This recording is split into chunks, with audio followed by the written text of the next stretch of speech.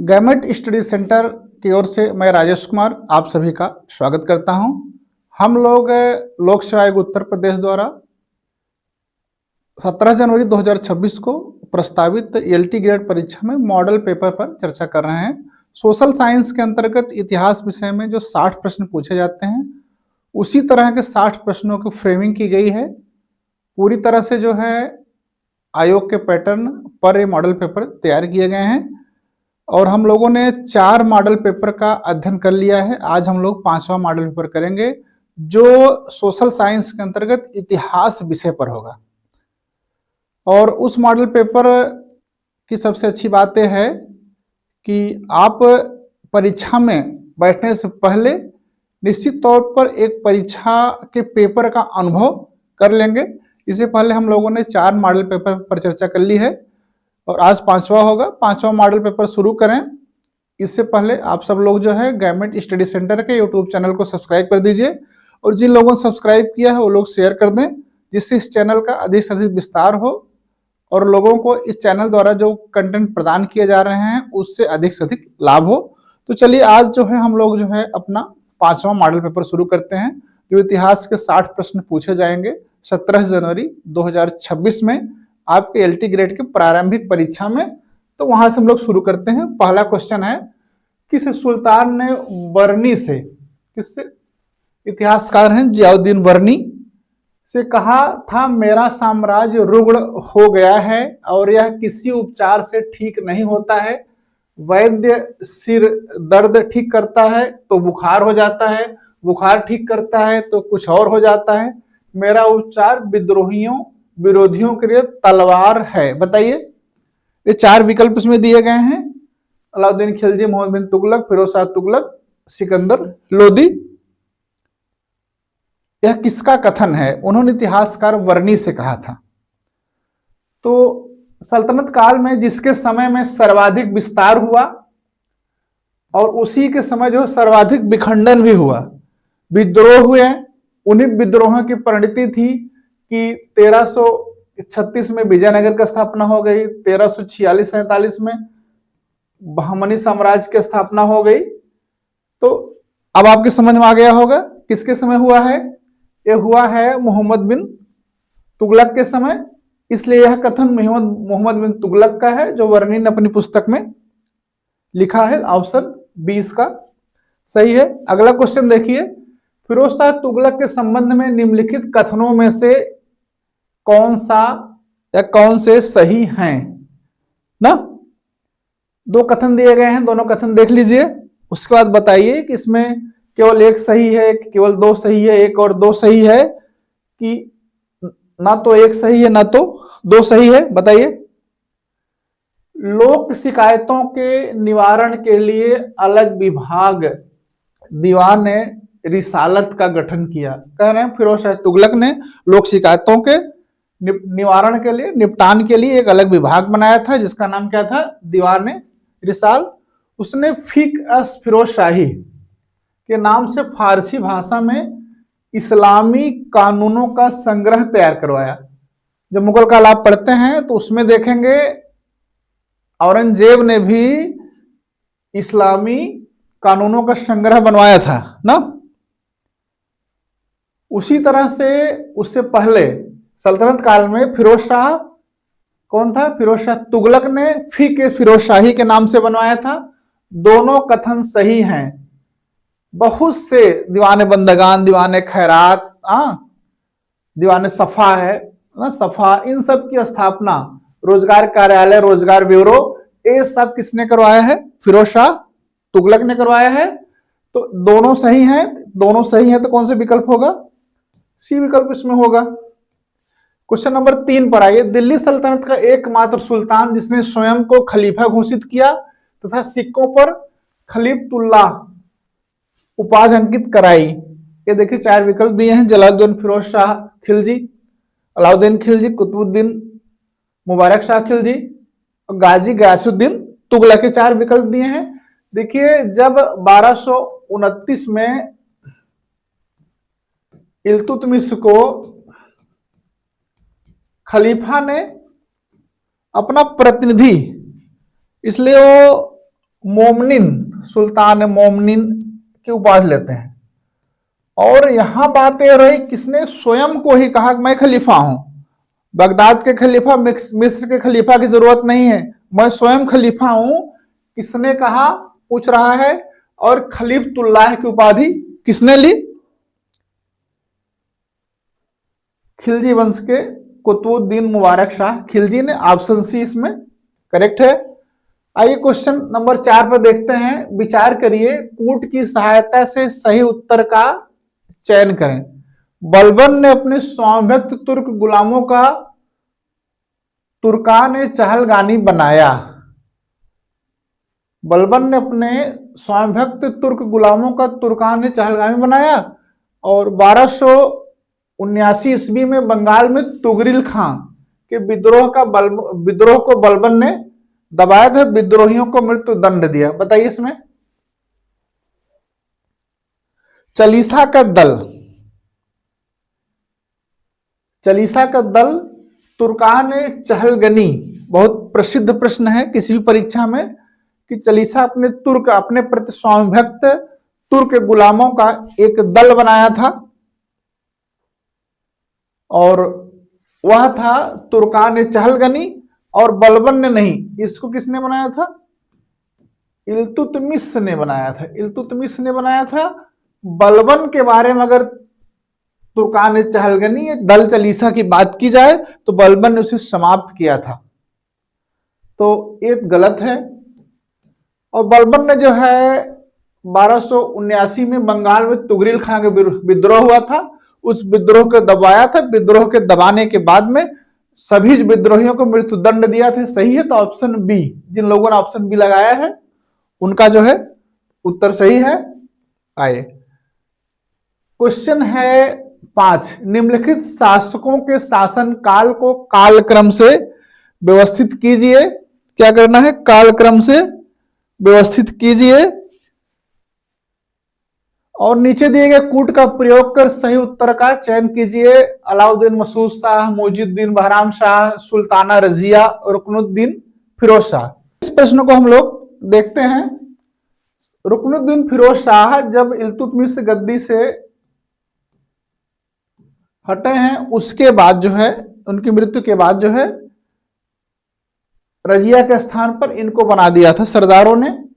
उसके बाद रजिया जो है 1236 से 40 तक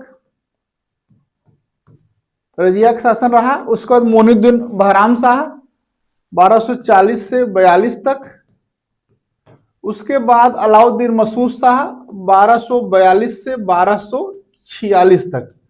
इसका मतलब 4 3 2 1, जिस विकल्प में 4 3 2 1 होगा वो सही होगा। 4 3 2 1 ऑप्शन डी में है, तो ऑप्शन डी सही है। ये छोटे छोटे शासक हैं, लेकिन इनको मिलाने के लिए आपकी परीक्षा में दिया जा सकता है, इसलिए इनके शासन का क्रम पता होना चाहिए, सिंहासन रूढ़ होने का क्रम पता होना चाहिए। ये क्वेश्चन नंबर 4 पर आइए। 1194 ईस्वी में मोहम्मद गोरी ने चंदावर के युद्ध में पराजित किया था। मोहम्मद गोरी ने जो 1194 में चंदावर का युद्ध हुआ था, तो किसको पराजित किया था? तो मोहम्मद गोरी 1191 में लड़ा था तराइन का प्रथम युद्ध।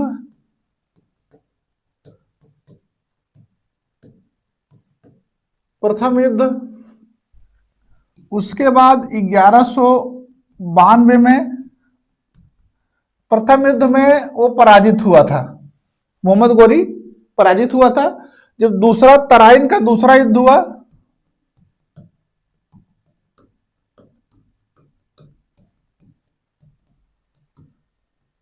इसमें गोरी को विजय प्राप्त हुई।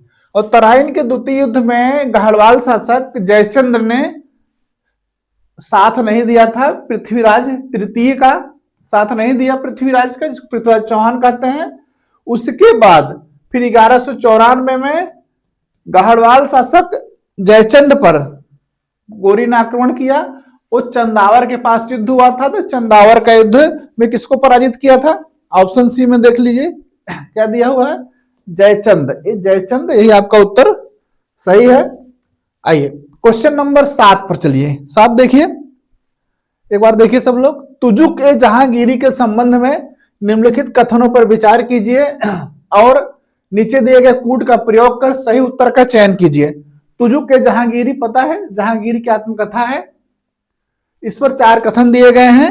अब आपको बताना है कि चारों कथन सही हैं कि गलत है। एक एक कथन पढ़ते जाते हैं, आप बताते जाइए। जहांगीर द्वारा फारसी में लिखित उसकी आत्मकथा है, सही है। जहांगीर ने लिखा है, फारसी में लिखा है, उसकी आत्मकथा है। इसकी प्रस्तावना मोहम्मद हादी ने लिखा है, ये भी सही है। मोहम्मद हादी ने प्रस्तावना लिखी है तुजू के जहांगीरी की, और पूरा उसने किया है। अपने शासनकाल की शुरुआत से 16 या 17 वर्ष का इतिहास स्वयं जहांगीर ने लिखा है, ये बात भी सही है। जहांगीर के शासनकाल में 17 से 19 वर्ष का इतिहास मोतमिद खान ने लिखा है, यह भी सही है। इसलिए 1, 2, 3, 4 जिस विकल्प में है वह विकल्प सही है ना। आइए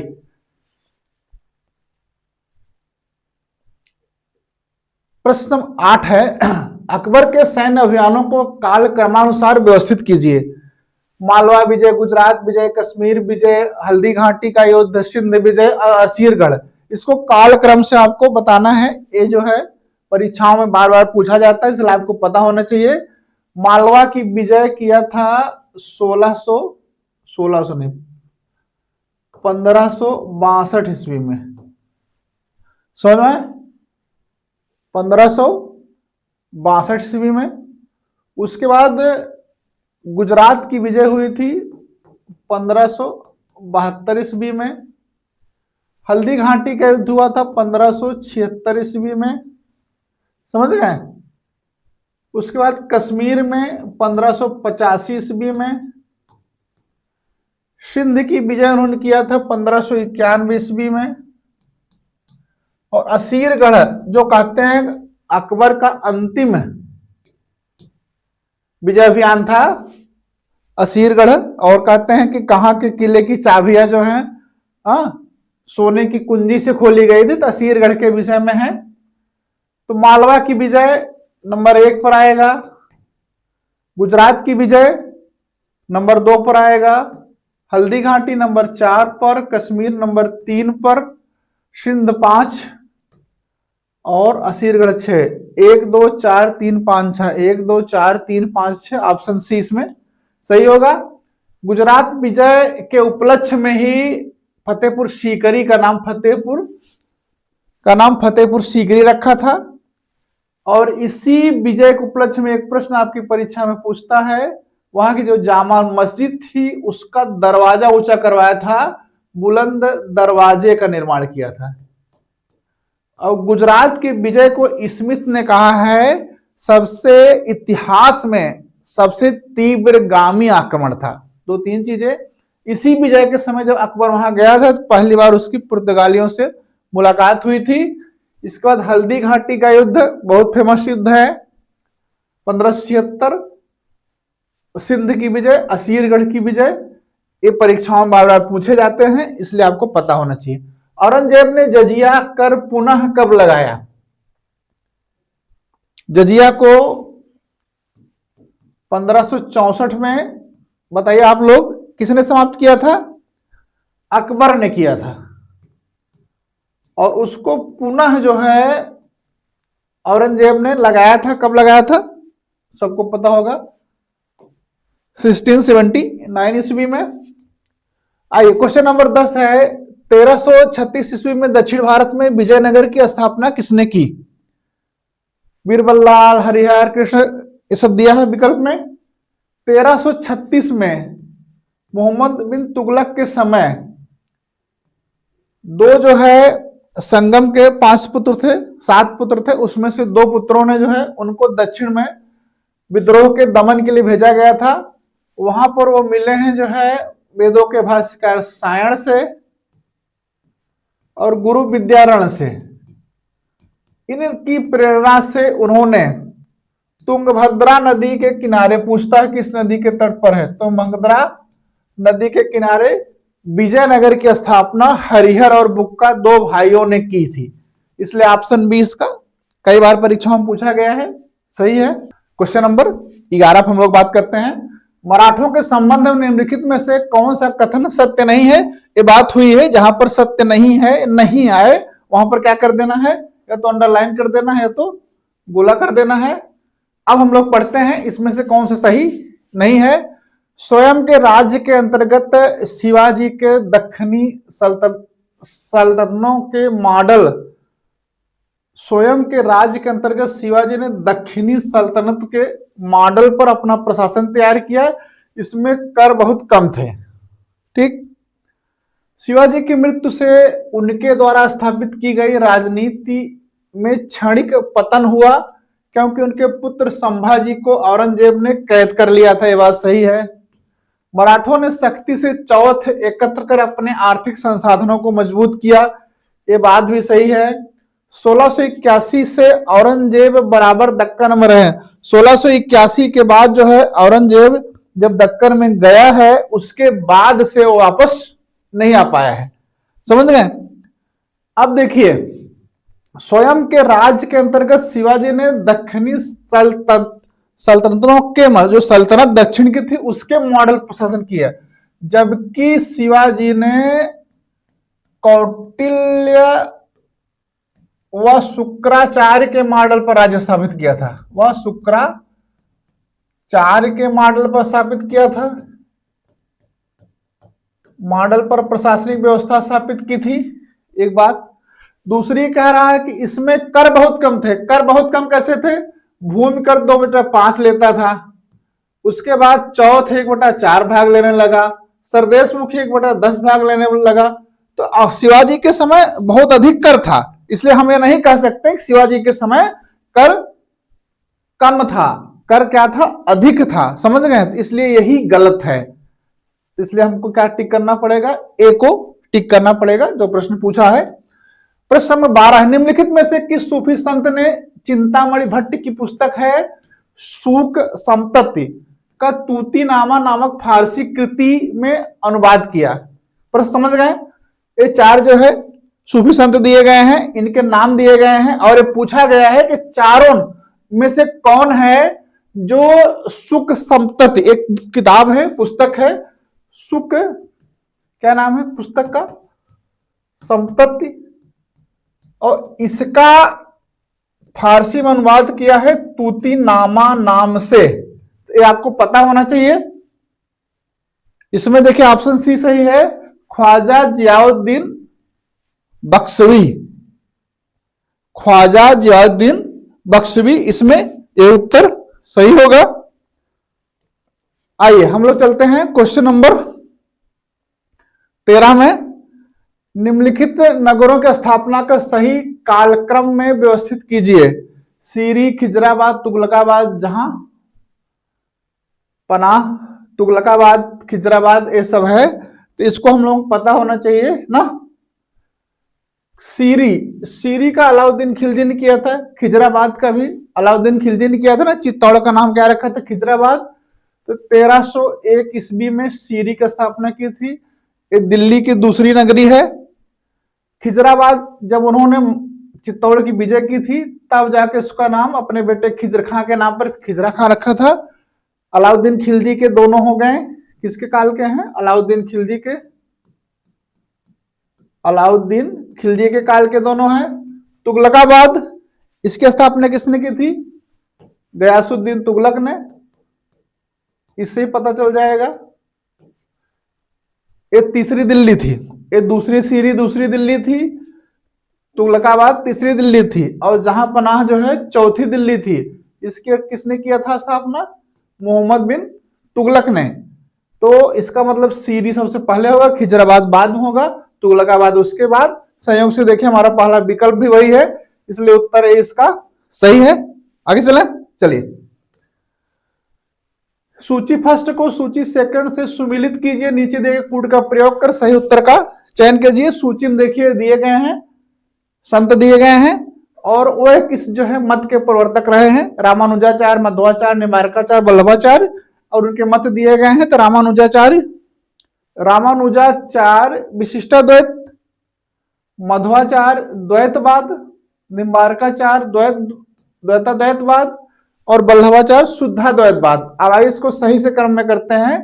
4 हो गया, विशिष्टाद्वैत, मध्वाचार्य का द्वैतवाद 3 हो गया, उसके बाद निम्बार्काचार्य का द्वैताद्वैतवाद 2 हो गया, वल्लभाचार्य का शुद्धाद्वैतवाद 1। 4 3 2 1, ये देखिए ऑप्शन सी। 4 3 2 1, ऑप्शन सी आपने देख लिया। अब आइए अगला क्वेश्चन है प्रश्न 15। दिल्ली के किस सुल्तान ने यह नियम बनाया कि किसी एक वर्ष में, ध्यान रखिए, भू राजस्व 1/10 से 1/11 से अधिक वृद्धि नहीं की जाएगी? बताइए।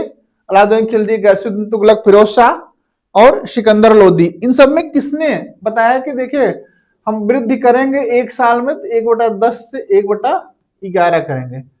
इससे पहले अब समझिए, अलाउद्दीन खिलजी का शासनकाल था, उस काल में इन्होंने भूमि कर बहुत बढ़ा दिया, समझ रहे हैं, और बहुत सी जमीनों को जब्त कर लिया। अब उसके बाद जब शासक बना गैसुद्दीन तुगलक, तो सबको उसने जो है कुछ न कुछ देने की कोशिश की और बताया कि देखिए भूमि कर 1/3 से 1/6 से ज्यादा नहीं होना चाहिए। ये बात किसने कही? गैसुद्दीन तुगलक ने। और कहा एक वर्ष में 1/10 से 1/11 से अधिक का इंक्रीमेंट ही नहीं होना चाहिए, इतना ही बढ़ेगा, इससे ज्यादा नहीं बढ़ेगा। ऑप्शन 20 में सही है। जिन लोगों ने लगाया है गैसुद्दीन तुगलक, उनका पूरी तरह से उत्तर सही है। आइए प्रश्न संख्या 16 है। निम्नलिखित में से कौन सा कथन सही है? सही पूछ रहा है, नहीं यहां कर लीजिएगा। बाबर से शाहजहां तक सभी मुगल शासकों की मध्य एशिया में अपना राज्य स्थापित करने की महत्वाकांक्षा रही है। सही बात है, भी सही बात है। मुगल काल में मध्य वर्ग नहीं था। 1606 से 1658 काल में मनसब और जागीर व्यवस्था में महत्वपूर्ण परिवर्तन किए गए, कई परिवर्तन किए गए थे। मनसबदारी में ना कई चीजें इंट्रोड्यूस की गई थी, कई चीजें जो है लाई गई थी। ये कह रहा है कि सही नहीं है, इसमें देखिए नहीं है, नहीं को जोड़ लीजिएगा इस प्रश्न में। मुगल काल में मध्य वर्ग नहीं था, ये बात गलत है, यही सही नहीं है, क्योंकि मनसबदारी और जागीरदारी व्यवस्था से मध्यम वर्ग उत्पन्न हुआ था, मध्यम वर्ग सशक्त हुआ था। इसलिए हम ये नहीं कह सकते कि मुगल काल में जो है मध्यम वर्ग नहीं था, मध्यम वर्ग था और वह प्रभावित भी करता था। इसलिए इसमें ऑप्शन सी लगाइएगा। चलें आगे। क्वेश्चन नंबर 17 है, गोलकुंडा के सुल्तान द्वारा अंग्रेजों को सुनहरा फरमान कब प्रदान किया गया है? 1611, 1632, 1717, 1765? बताइए। गोलकुंडा के सुल्तान थे अब्दुल्ला कुतुब शाह। अब्दुल्ला कुतुब शाह थे। उन्होंने 500 पैगोड़ा वार्षिक पर,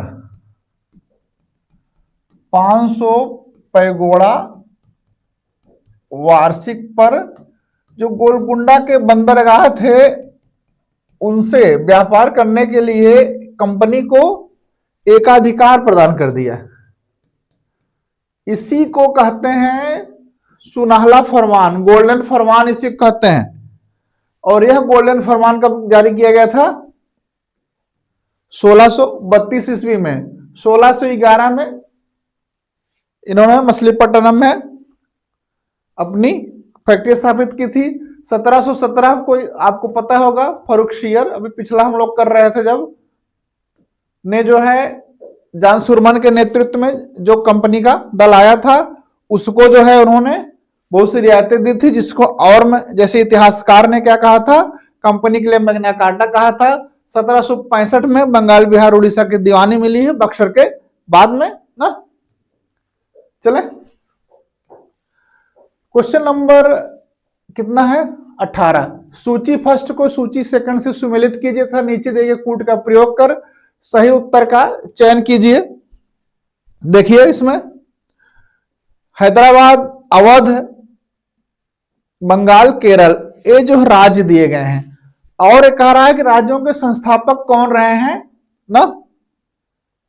जब नए राज्यों का उदय आप लोग पढ़ते हैं उसमें यहाँ प्रश्न बनते हैं। तो देखिए हैदराबाद का निजामुल मुल्क चिनकिचिल खां, अवध का शहादत खां बुरहानुल मुल्क, बंगाल का मुर्शिद कुली खां, केरल का मार्तंड वर्मा। 1 2 3 4 जिस विकल्प में होंगे देखिए, इसमें पहला वाला विकल्प सब लोग सही कर रहे होंगे। चलिए क्वेश्चन नंबर 19 है, अहमद शाह अब्दाली के भारत पर आक्रमण और पानीपत की तीसरी लड़ाई का तात्कालिक कारण क्या था? ए है वह मराठों द्वारा लाहौर से अपने वायसराय तैमूर शाह के निष्कासन का बदला लेना चाहता था। बी दिया जालंधर अदीना बेग का मैटर, वह मुगल प्रशासन से 4 महल गुजरात औरंगाबाद सियोलकोट पसरूर के राजस्व का भुगतान न करने की दंडित करना चाहता था, और वह दिल्ली की सीमाओं तक के पंजाब के सभी उपजाऊ मैदानों को हड़प कर अपने राज्य में मिलाना चाहता था। समझ गए? अब आप समझो तात्कालिक कारण पूछ रहा था। अहमद शाह अब्दाली के बारे में एक चीज जानी है जो आपकी परीक्षा में पूछता है, भारत पर उसने 7 बार आक्रमण किया था, और मराठों पर जब आक्रमण किया था तब रघुनाथ राव ने दिल्ली को जीता, दिल्ली पर जो है धावा बोला, और साथ में मल्हार राव होलकर के साथ मिलकर के इन्होंने पंजाब पर आक्रमण किया। पंजाब में अहमद शाह अब्दाली का पुत्र था तैमूर शाह, इसको पराजित किया। इसको पराजित करने के बाद जो है इन्होंने क्या किया, इन्होंने पराजित करने के बाद पंजाब, लाहौर और सरहिंद पर अधिकार कर लिया। कहां कहां पर? पंजाब, लाहौर और सरहिंद पर। तो इस मामले से अहमद शाह अब्दाली अत्यधिक रुष्ट हुआ और उसने मराठों को इस धृष्टता का पूरा मजा देने के लिए और पूरी तरह से उनको नेस्तनाबूद करने के लिए आया, और पानीपत का तृतीय युद्ध हुआ। समझ ना, 14 पानीपत का तृतीय युद्ध हुआ 1761 में, और उसमें मराठों की पूरी तरह से पराजय हुई। तो इसलिए तात्कालिक कारण ए था ऑप्शन में जो दिया गया है, वह मराठों द्वारा लाहौर से अपने वायसराय तैमूर शाह के निष्कासन का बदला लेना चाहता था। समझ रहे हैं? आइए प्रश्न नंबर है 20, निम्नलिखित कथनों पर विचार कीजिए। वारेन हेस्टिंग पंजाब के प्रथम गवर्नर जनरल थे, विलियम बेंटिंक भारत के प्रथम गवर्नर जनरल थे। अभी बताइए दोनों में से केवल एक सही, एक 2 सही, एक 3 सही है। जब देखिए 1773 का रेगुलेटिंग एक्ट आया था, उस एक्ट में क्या किया गया था, बंगाल के गवर्नर को और जो प्रेसिडेंसियां हैं उनका गवर्नर बना दिया गया था, और वारेन हेस्टिंग प्रथम गवर्नर बना था। फिर 1833 का चार्टर एक्ट आया। इस चार्टर एक्ट द्वारा केंद्रीकरण को बढ़ावा दिया गया और बंगाल के गवर्नर को भारत का गवर्नर बना दिया गया, और विलियम बेंटिंक थे उस समय, विलियम बेंटिंक थे बंगाल के गवर्नर, उन्होंने भारत का गवर्नर बना दिया। इस तरह से फर्स्ट और सेकंड दोनों सही हैं, इसलिए आपका ऑप्शन सी सही है। जिन लोगों ने ऑप्शन सी को चूज किया है उन्होंने सही उत्तर दिया है। क्वेश्चन नंबर 21 है, निम्नलिखित कथनों में से कौन सा एक कथन अस्थायी बंदोबस्त की विशेषताओं में नहीं है? जब हम लोग कहते नहीं तो वहां क्या करना, अंडरलाइन कर लेना है, ताकि ध्यान रहे कि हम परीक्षा में जब जाएं तो नहीं पर पूरी तरह से फोकस किए रहें। और साथ में आपको देखिए इस परीक्षा के लिए गवर्नमेंट इंस्टीट्यूट सेंटर पर जो है जाएंगे तो पुराना आप जो हमारा माध्यमिक चयन बोर्ड था, अब तो उच्च राज्य सेवा आयोग बन गया है, तो वो जो परीक्षा लेता है उस परीक्षा का भी पुराना प्रश्न आप हल करके जाइएगा, क्योंकि वहां से बहुत से प्रश्न इसमें पूछते हैं। इसके लिए आपको क्या करना पड़ेगा, गवर्नमेंट इंस्टीट्यूट सेंटर के यूट्यूब चैनल चले जाइए, वहां पर 2 प्लेलिस्ट मिलेगी, एक प्रवक्ता पीजीटी के नाम से, एक टीजीटी के नाम से। वहां पर आप जाएंगे तो जो 2000 से जो प्रश्न आए हैं उन प्रश्नों के सही सटीक प्रमाणिक उत्तर, ऑथेंटिक उत्तर आपको मिलेंगे, वहां से जाकर के आप रिवीजन कर लीजिए, तो आपको प्रश्न के उत्तर तो मिलेंगे ही, उस प्रश्न की व्याख्या के दौरान जो नए प्रश्न बन रहे हैं उन प्रश्नों के बारे में भी आपको स्पष्ट रूप से बताया गया है, उससे आपको निश्चित तौर पर बहुत अधिक लाभ होगा। समझ रहे हैं? चलिए इस प्रश्न को देख लेते हैं 21 को। इस व्यवस्था को बंगाल, बिहार और उड़ीसा में लागू किया गया। सही बात है। जब जो है कॉर्नवालिस ने क्या किया, 1790 में शुरू किया था 10 वर्षीय, फिर 1793 में उसने अस्थायी कर दिया कॉर्नवालिस ने, और इसको जो है 19% भाग पर लगाया गया था, बंगाल, बिहार, उड़ीसा में लागू किया गया। इसमें 3 पक्ष थे, सरकार और जमींदार आपस में क्या किए कि कैसे हम लोग एक दूसरे टैक्स लेंगे, उस पर बात कर लिए, और तीसरा पक्ष रैयत थी जो जमींदारों के दया पर छोड़ दी गई। इस व्यवस्था के द्वारा भू राजस्व अस्थायी तौर पर निश्चित कर दिया गया कि इतना भू राजस्व है आप वसूलेंगे, वसूलने के बाद जो है आप इतना देंगे, 11% देंगे, लगभग 11 भाग आप अपने पास रखेंगे, शेष भाग देंगे। भू राजस्व के रूप में एकत्र की जाने वाली कुल राशि 4 करोड़ निश्चित की गई। ऊपर की तीनों बात सही है, चौथी बात गलत है, सही नहीं है। वहां पर 2 करोड़ 68 लाख, कितना, 2 करोड़ 68 लाख रुपए निर्धारित की गई थी। 4 करोड़ रुपया एकत्रित करने के लिए निर्धारित नहीं किया गया था, इसलिए ऑप्शन डी इसका जो है गलत है। समझ गए? 22 नंबर है, शिक्षा के विकास हेतु कलकत्ता में एशियाटिक सोसाइटी ऑफ बंगाल की स्थापना की। पूछ रहा किसने किया था एशियाटिक सोसाइटी ऑफ बंगाल की स्थापना, कब किया था? 1784 ईस्वी में। किसने किया था? Option B. बहुत प्रसिद्ध प्रश्न है, बहुत इंपॉर्टेंट प्रश्न है, ये परीक्षा में आपके आ भी सकता है। इसका उद्देश्य क्या था? जो भारत का जो प्राचीन इतिहास है उसका अध्ययन किया जाए। उस अध्ययन के पीछे ये था ताकि जानकारी ली जाए भारत में जिस तरह प्रशासन चलाया जा रहा है, न्याय को कैसे बढ़ावा दिया जाए, इन सब पर करना था। इसके द्वारा एशियाटिक रिसर्चेज जारी की जाती थी, एशियाटिक रिसर्चेज जारी की जाती थी, और इसके द्वारा अनुवाद भी किया गया। एक विल्किंस ने अनुवाद किया था भगवत गीता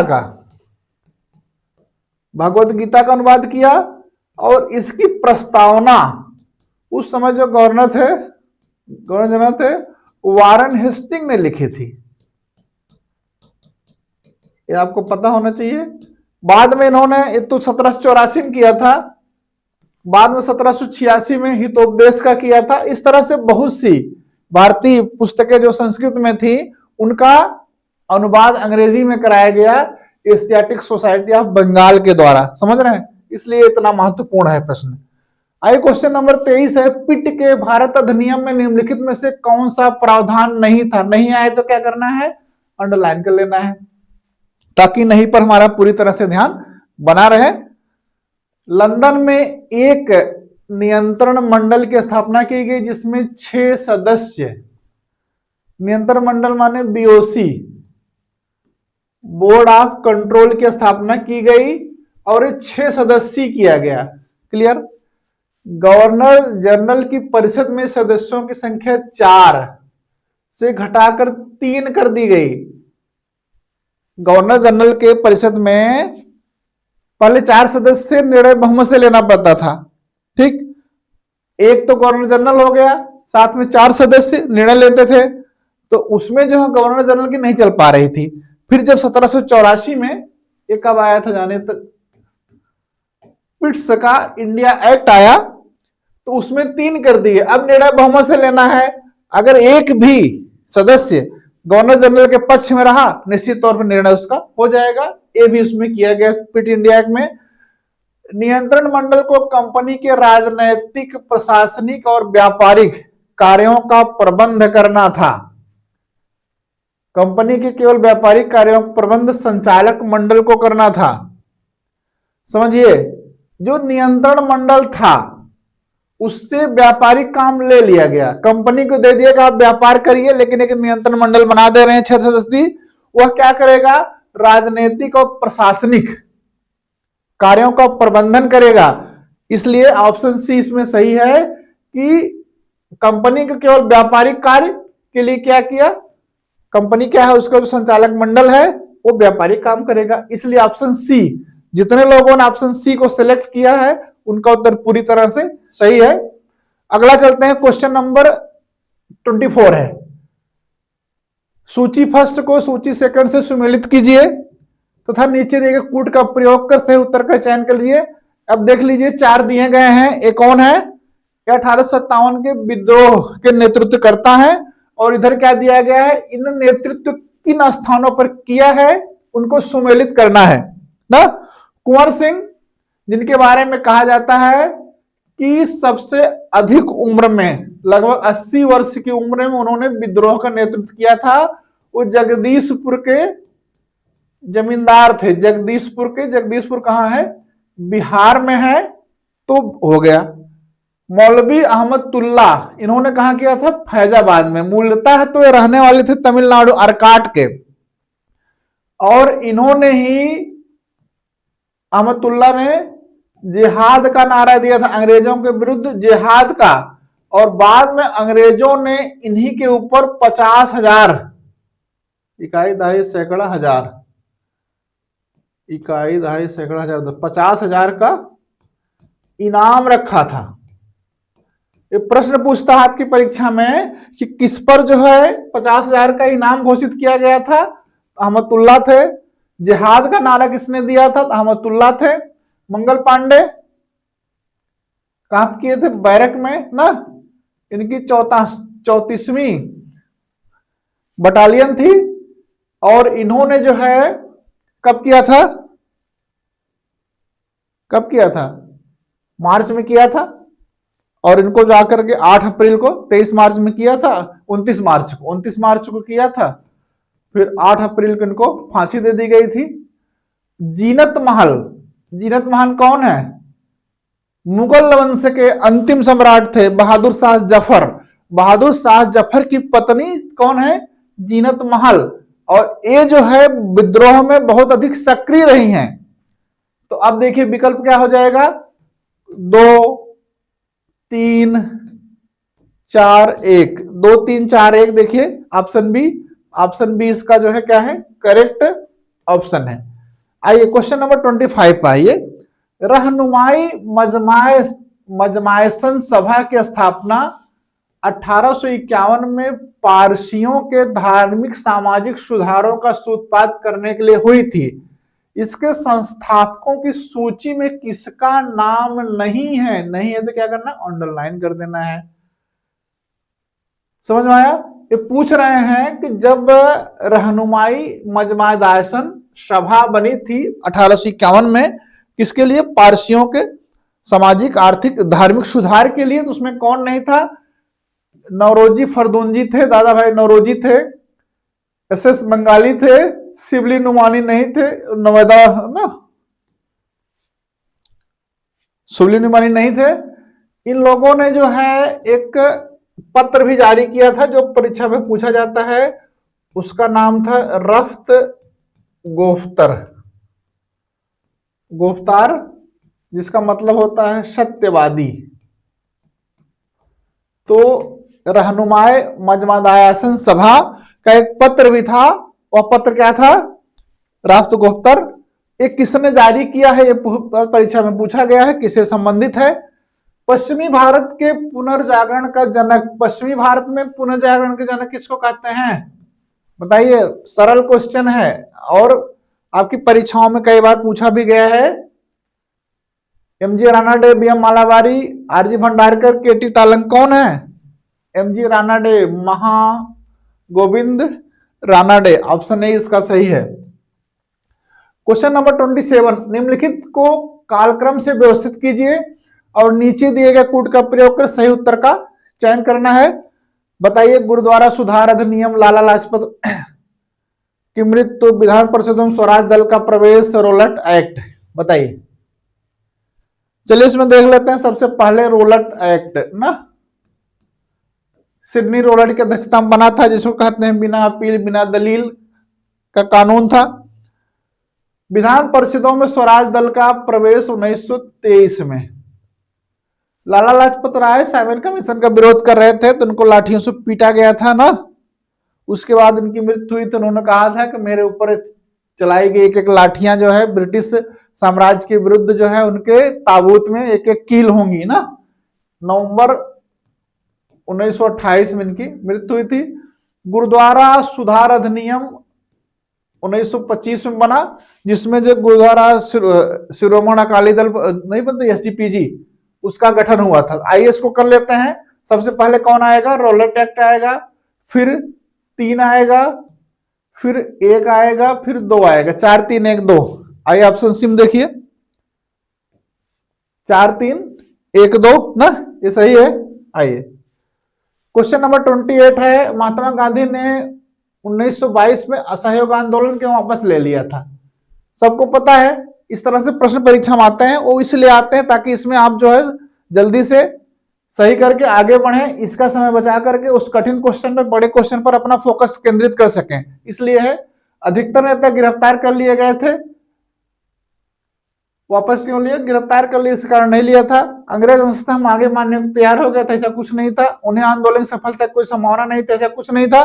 चौरा चौरी में, गोरखपुर में चौरा चौरी में पुलिस थाने को जुलूस की जो निकला था, जो भीड़ निकली थी, आग लगा दी थी, जिसमें पुलिसकर्मी मर गए थे। गांधी जी को लगा अब आंदोलन हिंसक हो जाएगा और हिंसक आंदोलन अंग्रेजों को कुचलना आसान होगा, उसको अंग्रेज बहुत तेजी से कुचल सकते हैं। और एक बार अगर जनता के विरुद्ध हिंसा का सहारा लेगा, जनता डर जाएगी, फिर बाद में हमारे जो आंदोलन है उसमें जनता आएगी नहीं। इसलिए उन्होंने क्या किया? स्थगित कर दिया। बोला हिंसा हमारे सिद्धांत के पूरी तरह से खिलाफ है, इसको हम मानने को तैयार नहीं है, इसलिए आंदोलन हम समाप्त करते हैं। फिर हम जो है नई ऊर्जा से बाद में आएंगे, देखेंगे कैसे क्या करना है। चलिए 29 क्वेश्चन, इंग्लैंड में पढ़ने वाला गुट का नेतृत्व करते हुए किसने 1933 में एक पृथक मुस्लिम राज्य पाकिस्तान का प्रस्ताव दिया था? बताइए। जिन्ना ने, सिकंदर हयात ने, चौधरी रहमत ने, लियाकत अली ने, किसने किया था? 1933 में एक कैम्ब्रिज विश्वविद्यालय, वहां पर कैम्ब्रिज विश्वविद्यालय, उसी में स्नातक कर रहे थे, बीए कर रहे थे, स्नातक थे। स्नातक कौन थे? ऑप्शन सी में दिए गए, चौधरी रहमत अली। उन्होंने बताया कि पाकिस्तान में एक पर्चा जारी किया था, now or never, now or never, Paris forever, एक पर्चा जारी किया था। उस पर्चे में बताया था जो पाकिस्तान बनेगा उसमें कौन कौन से राज्य रहेंगे, उसको उन्होंने पूरी तरह से, ये देखिए, पी से क्या रहेगा इसमें? पंजाब रहेगा। ए से क्या रहेगा इसमें? अफगानिस्तान रहेगा, अफगानिस्तान रहेगा। के से क्या रहेगा इसमें? कश्मीर रहेगा। यस से क्या रहेगा? सिंध रहेगा इसमें। और तान से क्या रहेगा? बलूचिस्तान रहेगा। समझ में आया? ये बात कही थी रहमत अली ने पर्चे में। और मोहम्मद अली जिन्ना ने क्या किया? 1940 में जब लाहौर अधिवेशन हुआ था, उस अधिवेशन में यह बात कही थी कि एक स्वतंत्र और पृथक पाकिस्तान की मांग की थी, अगर ये प्रश्न पूछता है। दूसरा, एक विचार अभिव्यक्ति के रूप में सारे जहां से अच्छा वाले कौन है? मोहम्मद इकबाल ने कहा था एक अभिव्यक्ति के रूप में। समझ रहे हैं? लियाकत अली क्या थे? तो प्रधानमंत्री हुए थे, स्वतंत्र हुआ था। सिकंदर हयात खां जो पाकिस्तान प्रस्ताव बना था उस बनाने में सहयोग किए थे। चलिए क्वेश्चन नंबर 30, निम्नलिखित घटनाओं को कालक्रम से व्यवस्थित कीजिए और नीचे दिए गए कूट का प्रयोग कर सही उत्तर का चयन कीजिए। सांप्रदायिक panchayat, Nehru report, Simon commission report, Jallianwala Bagh हत्याकांड। बताइए।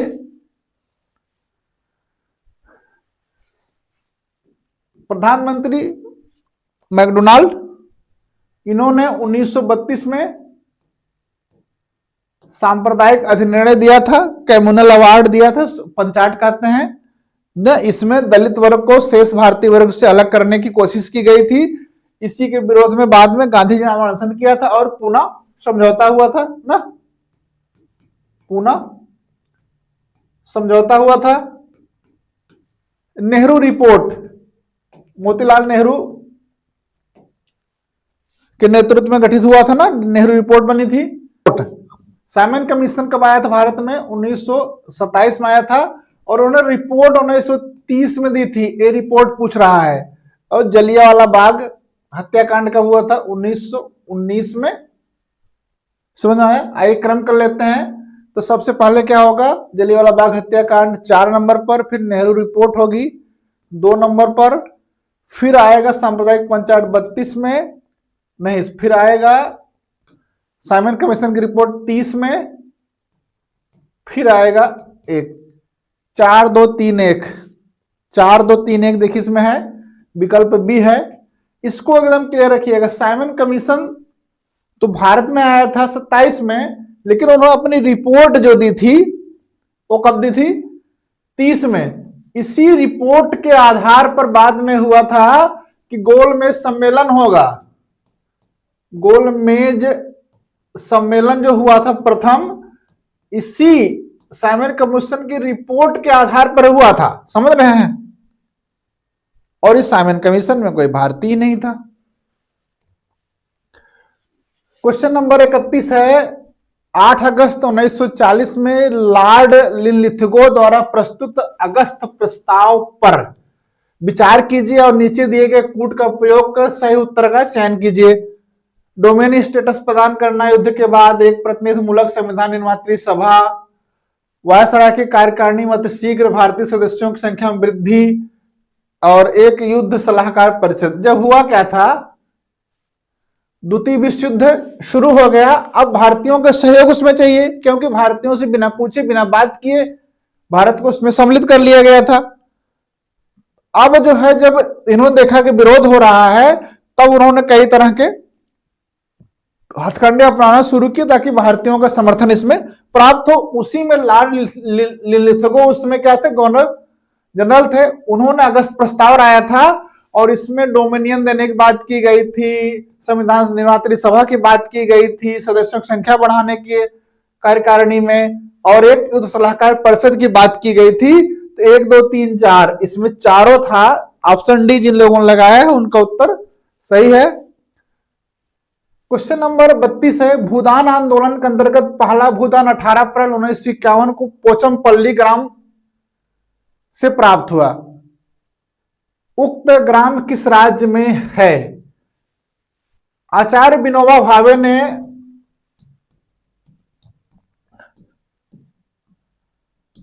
भूदान आंदोलन शुरू किया था ना,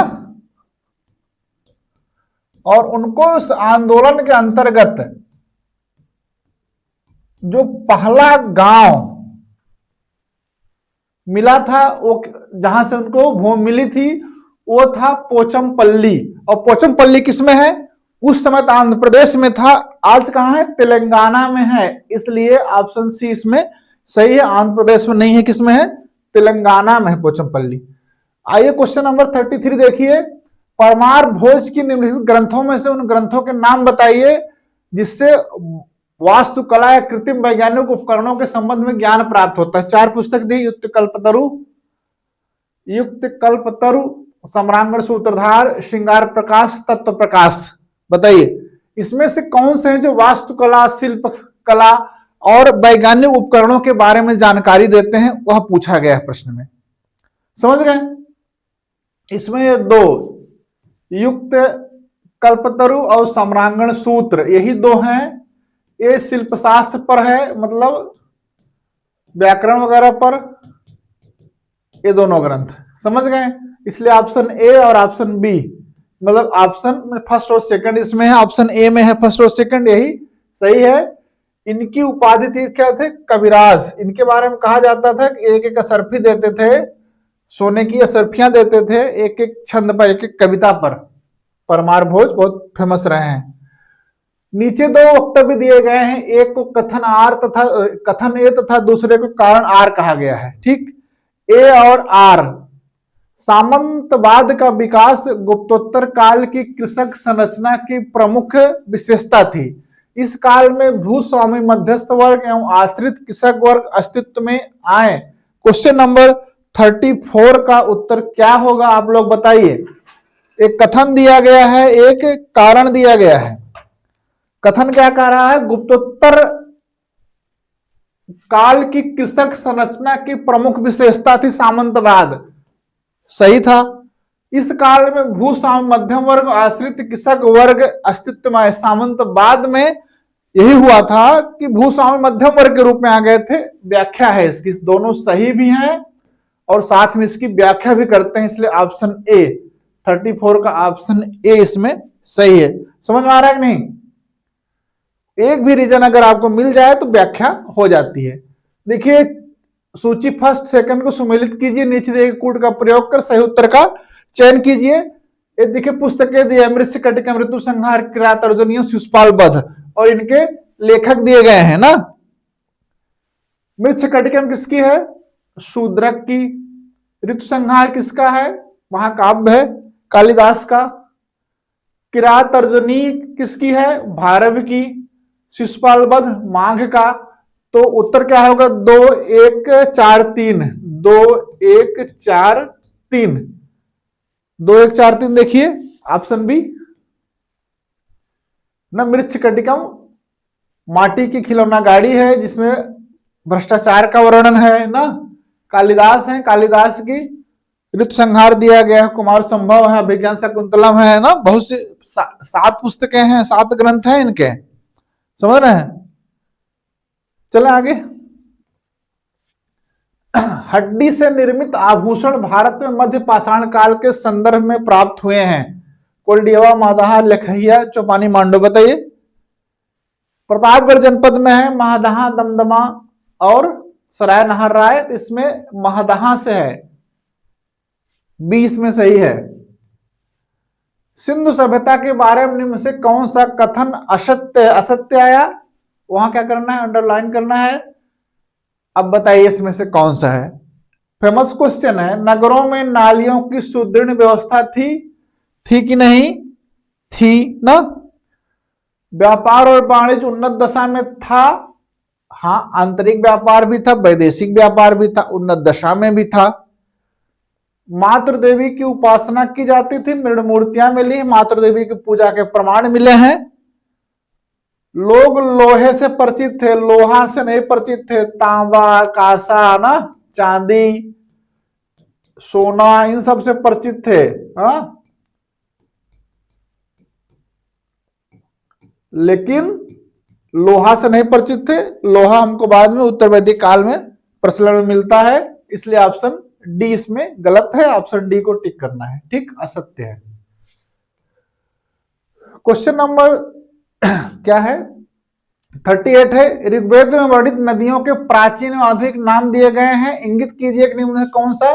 ऋग्वेद में नदियों के प्राचीन नाम दिए गए हैं ना, और उनके आधुनिक नाम, जो प्राचीन नाम ऋग्वेद में है उसका आधुनिक में पहचान कहां से की जाती है? ये दिया गया है। प्राचीन नाम है, ये क्या है? आधुनिक नाम है। अक्षिनी, अक्षिनी क्या है?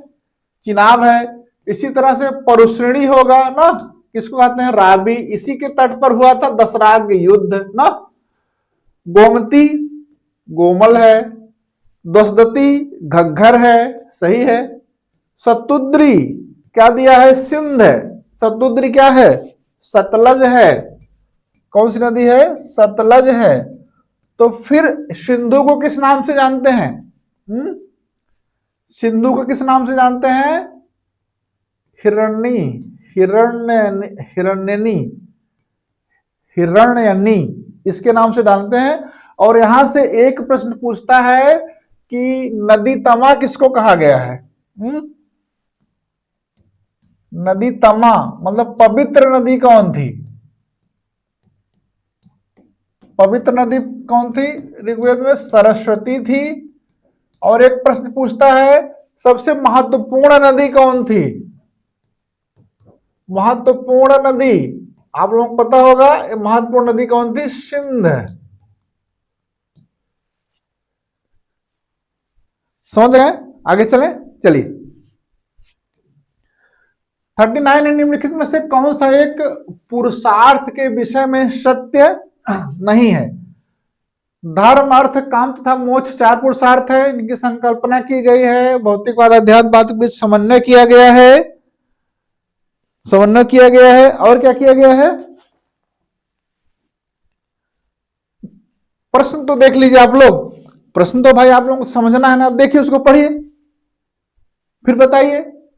एक हरा सत्य नहीं है तो हम अंडरलाइन कर देते हैं, जो बार बार कहते हैं। धर्म, अर्थ, काम, मोक्ष 4 पुरुषार्थ हैं, पूरी तरह से सही है। इसकी संकल्पना प्रवृत्ति, भोग, निवृत्ति, संन्यास के मध्य संतुलन के लिए किया गया है, ये भी सही है। पुरुषार्थ भौतिकवाद एवं आध्यात्मिकता के मध्य समन्वय करते हैं। पुरुषार्थों का सर्वप्रथम उल्लेख कौटिल्य के अर्थशास्त्र में हुआ है।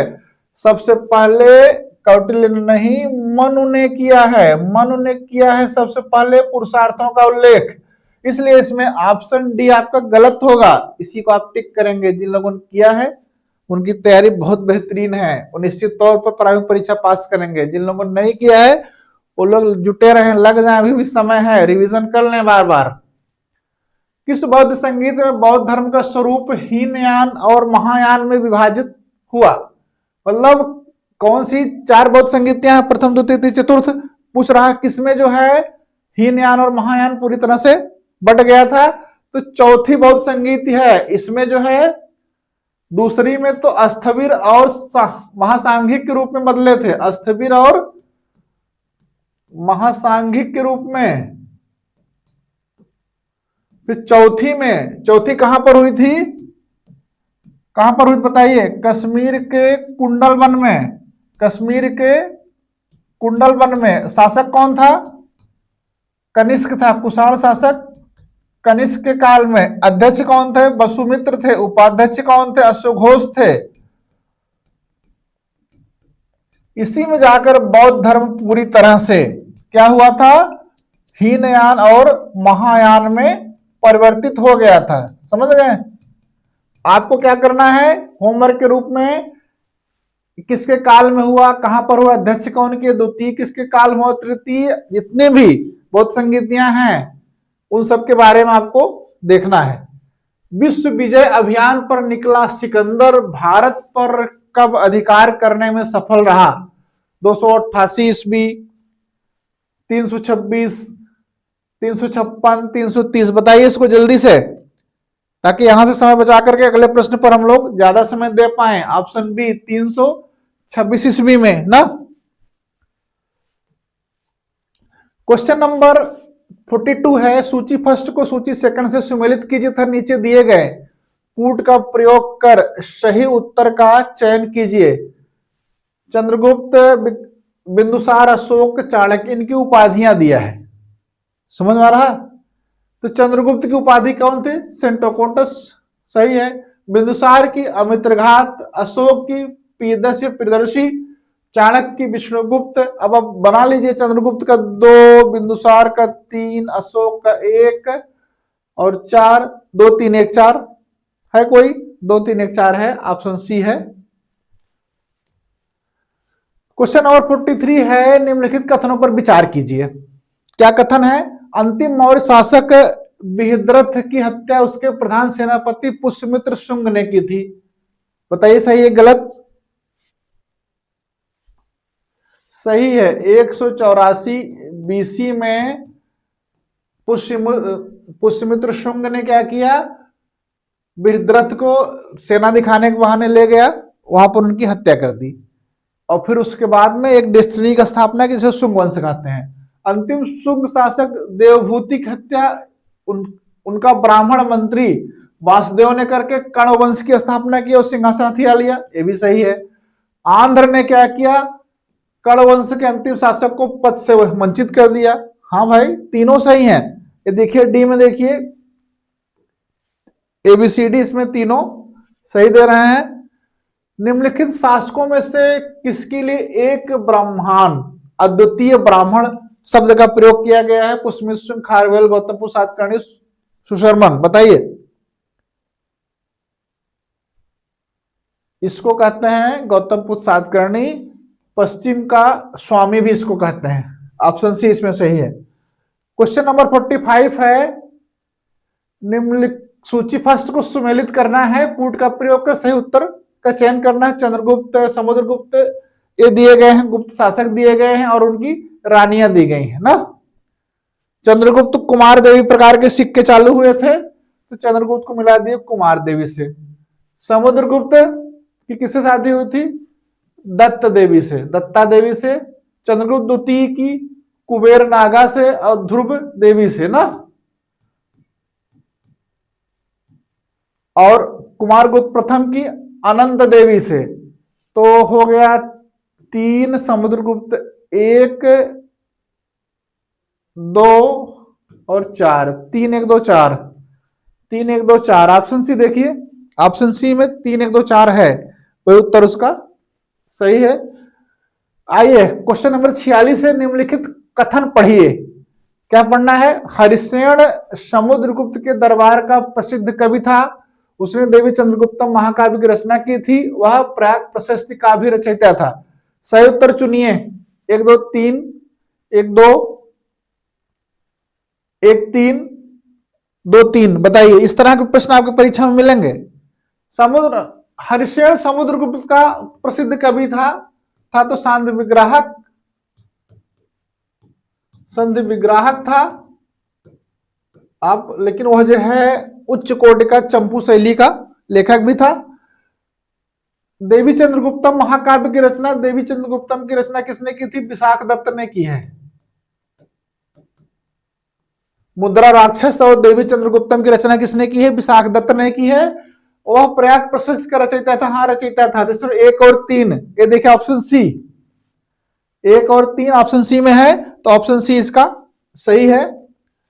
आइए क्वेश्चन नंबर 47, महाबलीपुरम के रथ मंदिरों का निर्माण किसने करवाया था? महाबलीपुरम में रथ मंदिर, एकाश्म रथ मंदिर, द्रौपदी रथ, नकुल रथ, धर्मराज रथ,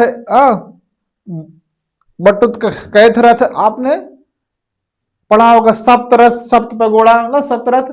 ये क्या थे? एकाश्म मंदिर थे, उनसे काट कर रथ मंदिर बनवाए गए थे। इसको किसने करवाया था? नरसिंह वर्मन, पल्लव शासक थे नरसिंह वर्मन प्रथम, जिनकी उपाधि थी महामल्ल की, महामल्ल की।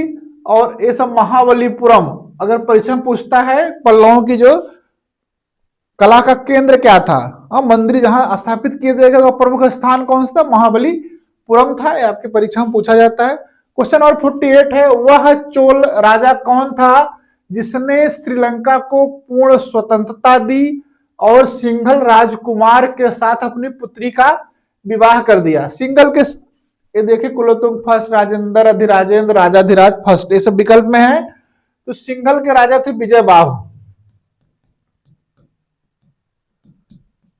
बाहु ने विद्रोह कर दिया और विद्रोह करके जो है अपने को स्वतंत्र घोषित कर लिया।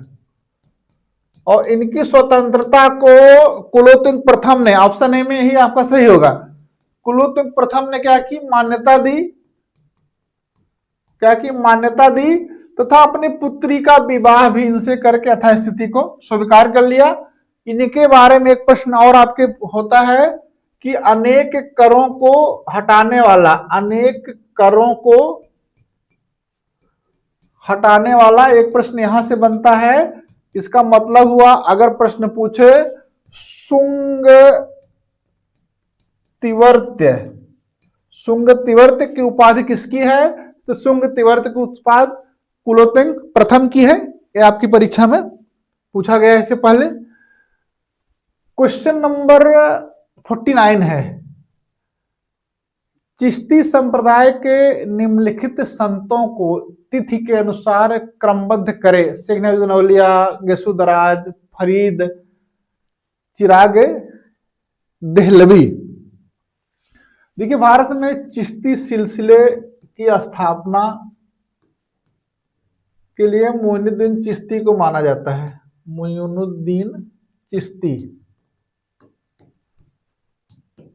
मोइनुद्दीन चिश्ती के शिष्य थे फरीदुद्दीन गंज शकर, फरीद बाबा, बाबा फरीद। बाबा फरीद के शिष्य थे निजामुद्दीन औलिया।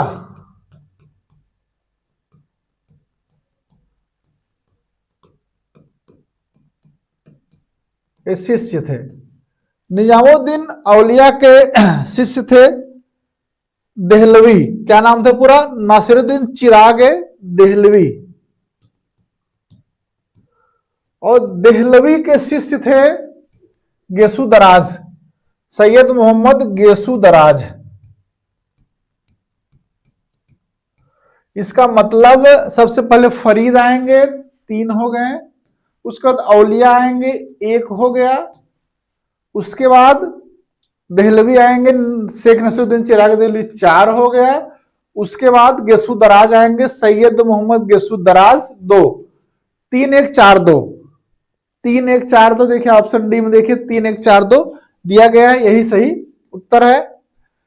जहांगीर के शासनकाल में प्रसिद्ध मेवाड़ की संधि पर हस्ताक्षर कब हुआ? मेवाड़ को जीतने के लिए अकबर ने राणा प्रताप के विरुद्ध इतने ढेर सारे अभियान किए, इतने ढेर सारे अपने सेनापतियों के नेतृत्व में भेजा, उसको सफलता नहीं मिली। लेकिन जहांगीर की सबसे बड़ी सफलता क्या थी कि वहां से उन्होंने मेवाड़ की संधि की थी और राणा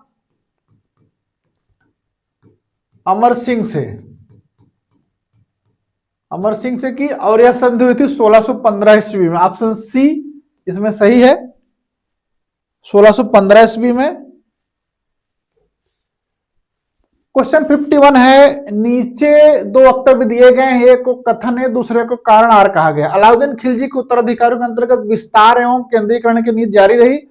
बंगाल को 1324 में पुनर्विजित किया गया था। गैसुद्दीन तुगलक एवं मोहम्मद तुगलक के काल में भारतीय प्रायद्वीप के लगभग सुदूर दक्षिण बिंदु तक प्रत्यक्ष नियंत्रण हो चुका था। बताइए। दोनों सही हैं, व्याख्या कर रहे हैं। दोनों सही हैं लेकिन व्याख्या नहीं है। एक सही है, आर गलत है, एक गलत है, आर सही है। इस तरह के प्रश्न आपकी परीक्षा में दिखेंगे, क्योंकि अभी जो दिसंबर में परीक्षाएं हुई हैं उसमें होम साइंस के पेपर में कथन और कारण वाले क्वेश्चन दिखाई पड़े थे। तो आपके इतिहास वाले, सोशल साइंस वाले भी इससे वंचित नहीं रहेंगे, निश्चित तौर पर उनको भी इस तरह के प्रश्न मिलेंगे। समझ रहे हैं? तो इसको आप लोग करके जाइएगा। अलाउद्दीन खिलजी के उत्तराधिकारी को विस्तार एवं केंद्रीकरण में जारी रही। उसके बाद में तुगलक आए ना, उन लोगों ने उसको जारी रखा और बंगाल को फिर से जीता गया था। और एमबीटी के समय तो सबसे बड़ा, दोनों सही है, दोनों व्याख्या भी करते हैं, इसलिए ऑप्शन ए इसका सही है। क्वेश्चन नंबर 52 है, निम्नलिखित में से कौन सही सुमेलित है? बताइए। बाबर, अकबर, जहांगीर, औरंगजेब। जब पढ़ेंगे सिकंदरा, खुसरोबाग, चारबाग, खुलदाबाद, तब ये पता चलेगा किसकी बात की जा रही है, इनकी मकबरे की। अब देखते कौन सही है। बाबर का मकबरा पहले तो आगरा के आराम बाग में था, आराम बाग में था। बाद में शेर शाह के समय उनकी पत्नी यूसुफजई ले गई हैं काबुल में। काबुल में बाग ए बाबर है, बाग ए बाबर, वहां पर इनका मकबरा है। तो ये गलत हो गया। अकबर का मकबरा सबको पता है, आगरा में सिकंदरा में है। जहांगीर का मकबरा शाहदरा में है। जहांगीर का मकबरा शाहदरा में है। शाहदरा कहाँ है? लाहौर में। ये भी गलत हो गया, मतलब 2 गलत हो गए, 3 गलत हो गए, चौथा सही होगा। खुलदाबाद औरंगाबाद में है, यहां पर औरंगाबाद में है। औरंगजेब का मकबरा है, 1681 से तो वहीं पड़े रहे ना, उसके बाद यहीं इनकी मृत्यु हुई है औरंगाबाद में, यहीं पर उनका मकबरा बना हुआ है। समझ गए? ब्रिटिश भारत में रेलवे उपयोगिता पर किसने यह टिप्पणी की? ब्रिटिश भारत में रेलवे की कोई उपयोगिता नहीं है, यह दूसरे की पत्नी को अलंकृत करने जैसा है। रेलवे पर व्यय किया जा रहा था, भारत का बहुत से धन रेलवे की पटरियां बिछाने, उसको चलाने के लिए किया जा रहा था। तो किसने कहा था कि यह जो है इस तरह का खर्च है जैसे दूसरे की पत्नी के श्रृंगार पटार पर, दूसरे की पत्नी के श्रृंगार पटार पर खर्च किया जा रहा हो। भाई इंग्लैंड में औद्योगिक क्रांति आई थी, औद्योगिक क्रांति के लिए कच्चा माल चाहिए था। भारत के सुदूर के क्षेत्रों में रेलवे के द्वारा जो है कच्चे माल को इंग्लैंड भेजा जा रहा था ना, कच्चे माल को वहां से इकट्ठा किया जा रहा था, उसको फिर इंग्लैंड भेजा जा रहा था। तो इससे फायदा किसको हो रहा था? इंग्लैंड को। तो पत्नी किसकी थी? रेलवे इंग्लैंड की थी। और खर्चा कौन कर रहा? भारतीय कर रहा था। तब इन्होंने कहा था उपयोगिता नहीं है, दूसरे की पत्नी को अलंकृत करने जैसा है, उसके श्रृंगार पटार पर खर्च करने जैसा है। यह बात कहा था बाल गंगाधर तिलक ने। ऑप्शन डी इसमें सही है। क्वेश्चन नंबर 54 है, नीचे दो वक्तव्य दिए गए हैं, एक को कथन दूसरे को कारण कहा गया है, समझ रहे हैं? कथन ए है, अपने नाम के बावजूद हिंदू कोड बिल हिंदू जातियों और मतों के साथ साथ सिखों, बौद्धों, जैनों पर लागू किया गया। कारण है, स्वतंत्रता के पश्चात समान नागरिक संहिता का समर्थन करने वालों प्रधानमंत्री जवाहरलाल नेहरू और कानून मंत्री बी आर अम्बेडकर थे। बताइए, दोनों सही व्याख्या करते हैं, दोनों सही व्याख्या नहीं करते हैं, एक ये सही यार गलत है या क्या है इसमें? 1955 में क्या बना था? हिंदू कोड बिल बना था और वह सिखों, बौद्धों, जैनों पर लागू करता था। स्वतंत्रता के बाद जो है कॉमन सिविल कोड के समर्थक ये सब थे जवाहरलाल नेहरू, दोनों सही है, लेकिन व्याख्या नहीं कर रहा है ना, इनके समर्थन से इन पर लागू हो गया, ऐसी बात नहीं हो सकती। क्वेश्चन नंबर 55 है, निम्नलिखित कथनों पर विचार कीजिए। फर्स्ट है, रिपन ने वर्नाकुलर प्रेस एक्ट लागू किया, लॉर्ड लिटन ने वर्नाकुलर प्रेस एक्ट रद्द किया। बताइए, आपको पता है बहुत बार परीक्षा में पूछा गया है ना, इसमें कौन सा उत्तर सही होगा? इसमें डी वाला उत्तर सही होगा, ऑप्शन डी। कैसे? लॉर्ड रिपन ने वर्नाकुलर प्रेस लागू नहीं किया था, रद्द किया था। कब किया था? 1882 ईस्वी में। और लिटन ने वर्नाकुलर प्रेस एक्ट लागू किया था। कब किया था? 1878 ईस्वी में वर्नाकुलर प्रेस एक्ट लाया था। इस प्रेस एक्ट के द्वारा एक तो बॉन्ड भरना पड़ता था। बॉन्ड क्या भरेंगे? कि हम जो है सरकार के विरुद्ध कोई सामग्री का प्रकाशन नहीं करेंगे। अगर बॉन्ड नहीं भरते हैं तो हमें प्रकाशन से पूर्व प्री सेंसरशिप के लिए मजिस्ट्रेट के सामने प्रस्तुत करना पड़ेगा, और मजिस्ट्रेट जो निर्णय देगा उसकी अपील कहीं नहीं की जा सकती है। समझ गए? इसीलिए इसको विपरीतगामी और असंगत कहा। सूर्यानंद बनर्जी ने कहा आकाश से वज्रपात कहा, इसीलिए इसका इतना विरोध हुआ था वर्नाकुलर प्रेस एक्ट का। समझ गए? क्वेश्चन नंबर 56, निम्नलिखित में से कौन सा युग्म सुमेलित नहीं है? नहीं माने, अंडरलाइन करिए। श्याम जी कृष्ण वर्मा, इंडिया हाउस, इन्होंने लंदन में इंडिया हाउस बनाया था ना, इंडियन सोशियोलॉजिस्ट पत्रिका भी जारी की थी। बरिंद्र कुमार घोष ने भवानी मंदिर पुस्तक लिखा था, जो क्रांतिकारियों के लिए बाइबिल थी। बाइबिल क्रांतिकारियों के लिए। बाइबिल। मदन लाल ढींगरा ने कर्नल वायली की हत्या लंदन जाकर के 1909 ईस्वी में की थी। सुमेलित नहीं है तो तीनों सुमेलित हो गए ना। अब चौथा हो सकता सुमेलित ना हो। लॉर्ड हार्डिंग पर बम हमला, खुदीराम बोस और प्रफुल्ल चाकी एक बदनाम जज थे 1912 में। किंग्सफोर्ड की बग्घी पर बम मारा था। इससे कैनेडी जो भारतीय स्वतंत्रता भारतीयों के समर्थक थे, महिलाएं मारी गई थी। इस कारण से इन्होंने सुसाइड कर लिया था प्रफुल्ल चाकी ने 1913 में। लॉर्ड हार्डिंग पर बम जो है 1908 ईस्वी में दो लोगों ने था बसंत मनमथ, बसंत विश्वास और मनमथ विश्वास, विश्वास।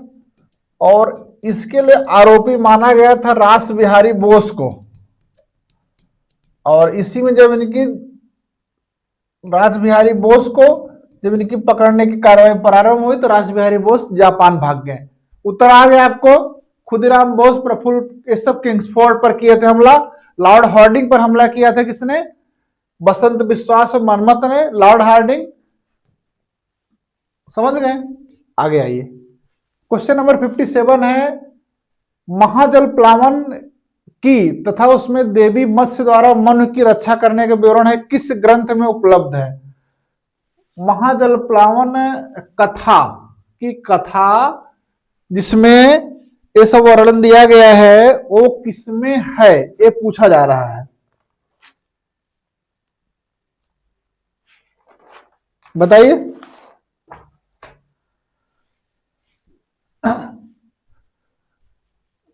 महाजल प्लावन की कथा, जल प्लावन की कथा शतपथ ब्राह्मण में है। ऑप्शन डी, ये यजुर्वेद का ब्राह्मण है,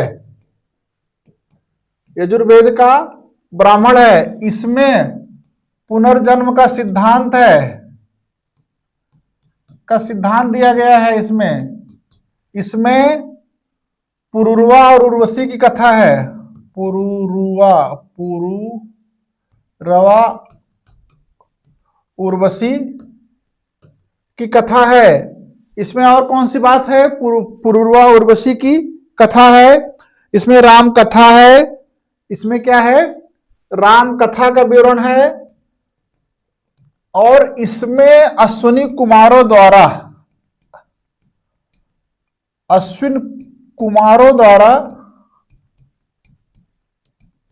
च्यवन ऋषि को, च्यवनप्राश नहीं जानते, च्यवन ऋषि को यौवन दान देने की कथा है।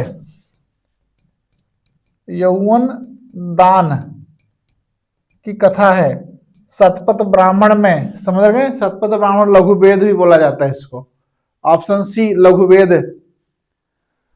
58 है, मौर्य काल में वाणिज्य अधीक्षक कहलाता था। सीताध्यक्ष क्या है? कृषि वाला है ना। पौत्वाध्यक्ष यही पौत वाला है। शुल्काध्यक्ष कर लेने वाला है। पणयाध्यक्ष, ऑप्शन डी है इसमें पणयाध्यक्ष ना। 59 है, चारण साहित्य में निम्नलिखित राजवंशों में से किनकी उत्पत्ति आबू पर्वत और वशिष्ठ के एक कुंड से बतलाई गई है? चाहमान, चालुक्य, परमार, प्रतिहार। नीचे दिए कूट से सही उत्तर का चयन कीजिए। माउंट आबू पर चंद्रबरदाई ना की पुस्तक है पृथ्वीराज रासो। पृथ्वीराज रासो में एक अग्निकुल की थ्योरी है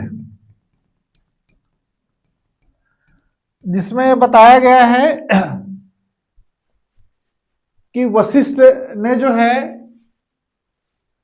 यज्ञ किया था और उस यज्ञ को जो है दुष्टों ने जो है कई बार अपवित्र किया। तो उस यज्ञ की रक्षा के लिए राजपूत पैदा हुए 4, चालुक्य, चाहवान, परमार और प्रतिहार। इसलिए इसमें ऑप्शन ए चारों विकल्प इसमें सही है। समझ गए? याज्ञवल्क्य की स्मृति के प्रमुख टीकाकार हैं भारूच, मेघातिथि, गोविंद राय पराग। बताइए। याज्ञवल्क्य मनुस्मृति के टीकाकार पूछते हैं, याज्ञवल्क्य इसके टीकाकार पूछते हैं ना, तो आपको पता होना चाहिए इसमें कौन है याज्ञवल्क्य स्मृति के। देखिए तीनों तो मनुस्मृति के हैं और याज्ञवल्क्य स्मृति अपरार्क हैं। और अपरार्क कौन है? कोंकण के शिलाहार, कोंकण के शिलाहार राजा है। शिलाहार राजा अपरार्क हैं जो याज्ञवल्क्य स्मृति के क्या हैं? टीकाकार हैं। समझ गए? इस तरह से हम लोगों ने आज जो है अपना 5वां मॉडल पेपर समाप्त किया है।